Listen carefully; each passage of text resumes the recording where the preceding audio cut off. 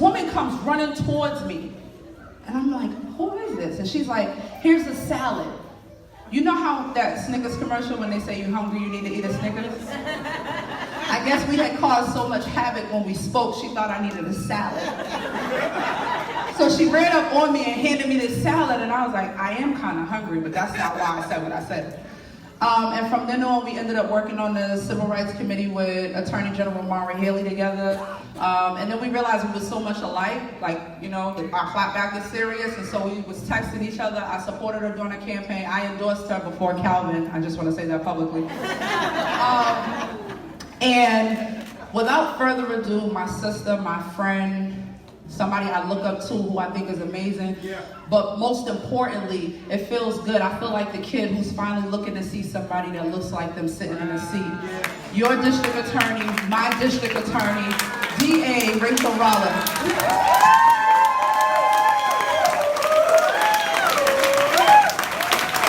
Thank you. Thank you so much. So I'm not going to speak long, but there's going to be three parts. The first part is the thank you. The second part is the why, and the third part is now what. So thank you. I want to start with Monica. Yeah. None of you would be here in this room if it wasn't for her. So Monica is an organizer. She is a passionate, skilled community advocate, and she is a friend. But for her, none of you would have been mobilized and been here. I want to thank my electeds of color. I want to thank Ayanna and Liz Miranda, Nika, Russell Holmes, Sonia Chang Diaz did call and was on social media. Andrea Campbell, Kim Janey, Michelle Wu, Lydia Edwards, Felix Arroyo Sr., and my girl Damali from Chelsea. I want to also thank a candidate, Richard Arroyo, the son of this wonderful man who's running for office as well and was on social media. And of course, Senator Wilkerson.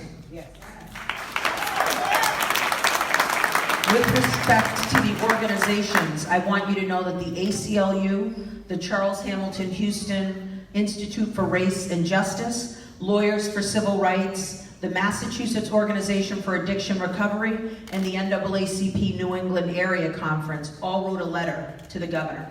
Fantastic letter. Clapback was like very loud. I want you to know that affinity groups like the Mass Black Lawyers, the Mass Association of Hispanic Attorneys, the NAACP Boston branch, Massachusetts Black Women Attorneys, they mobilized their membership and they came together for me. The clergy, I see some of you here. I want you to know that but for you, Willie, and but for you, I know I saw Jeffrey and others, you pray for me, you give me guidance. You spoke to your membership. I appreciate everything you've done. And then, of course, the nation. And walking me in today, I feel like a little queen, so I really appreciate you guys.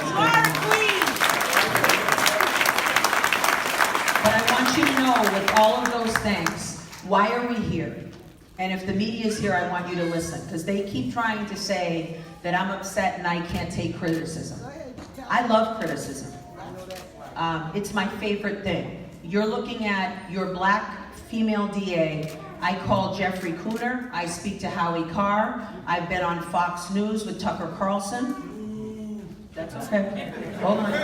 But my point is I don't want to talk to people that agree with me. Why we're in the state we are right now in our nation, we need to start talking to people that don't agree with us.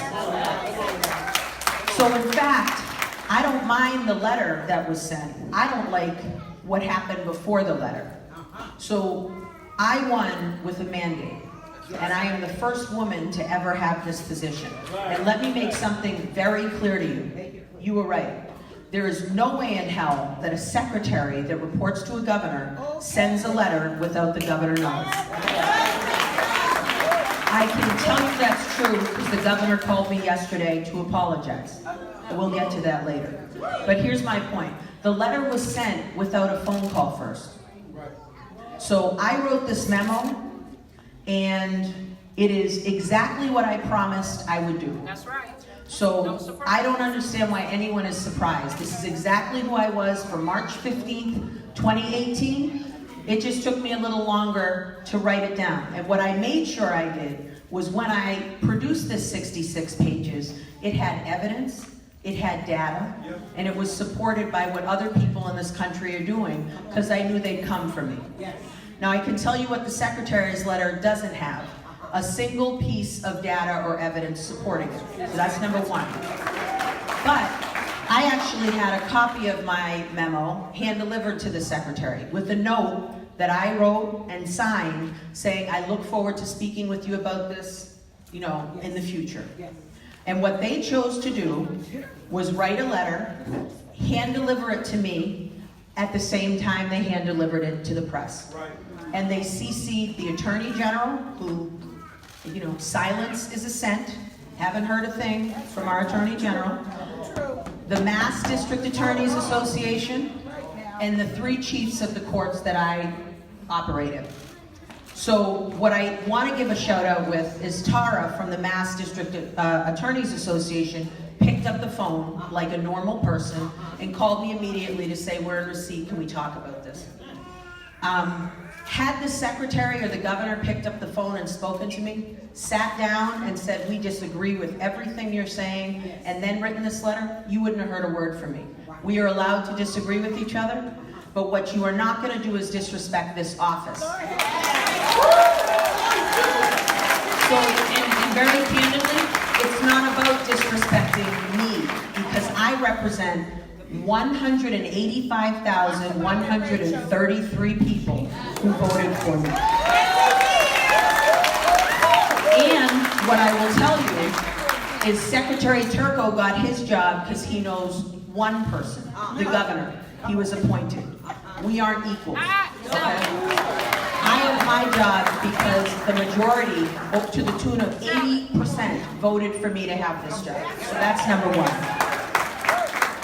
So had they called, had we sat down, had this letter come, I'd have no problem with it. They are completely entitled to their opinion. We could have agreed to disagree or started a conversation. So that's number one. Number two, with respect to why.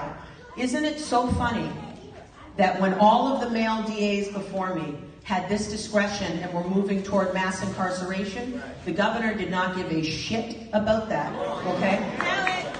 But miraculously, now that this DA wants to end mass incarceration, you're going to question the discretion that we have? No, you are not. No, you are not.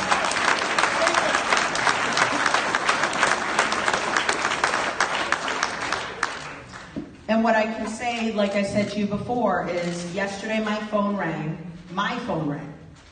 and the governor called to apologize. And what I will say to you is that is what a leader does, okay? So the governor saw that this was not going the way he thought it would, and he picked up the phone, and now we are done with that.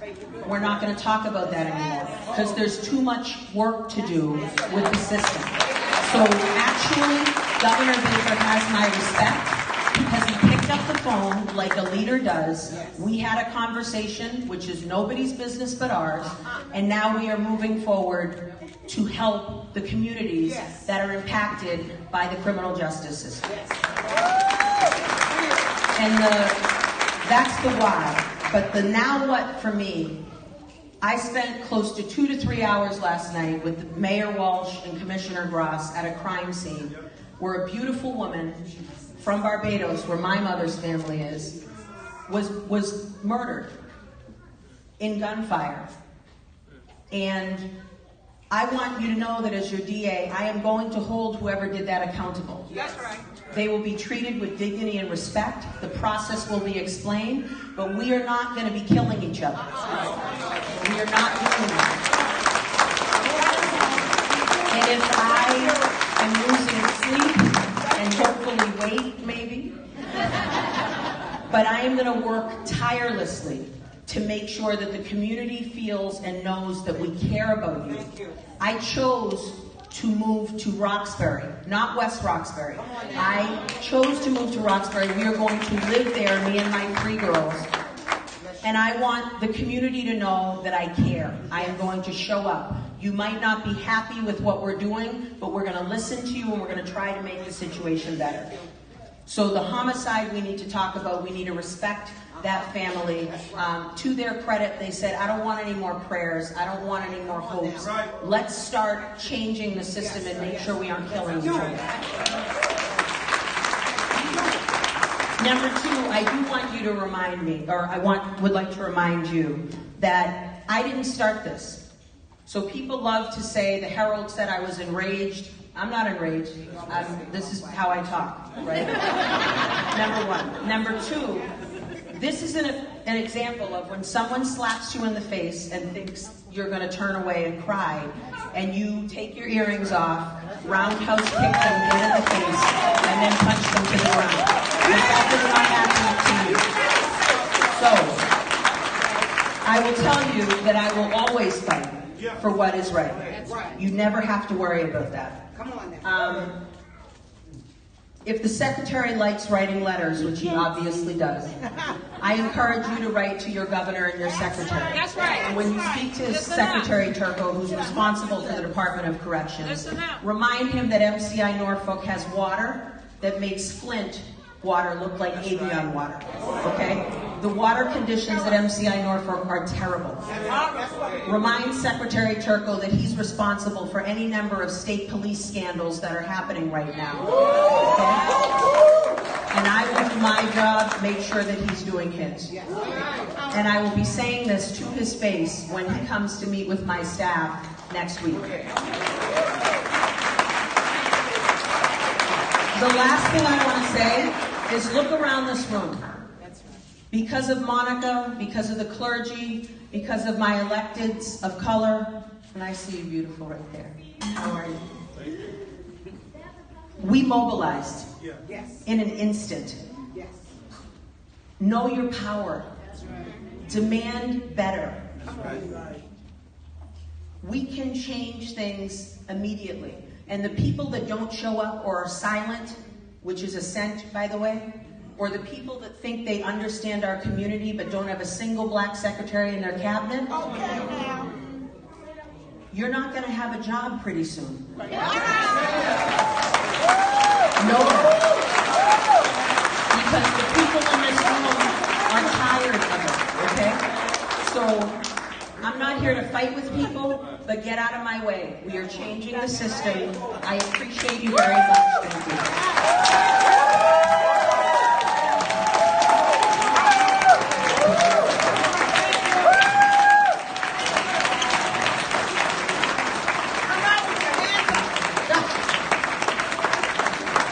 So listen, couple of things I want to say. Couple of things.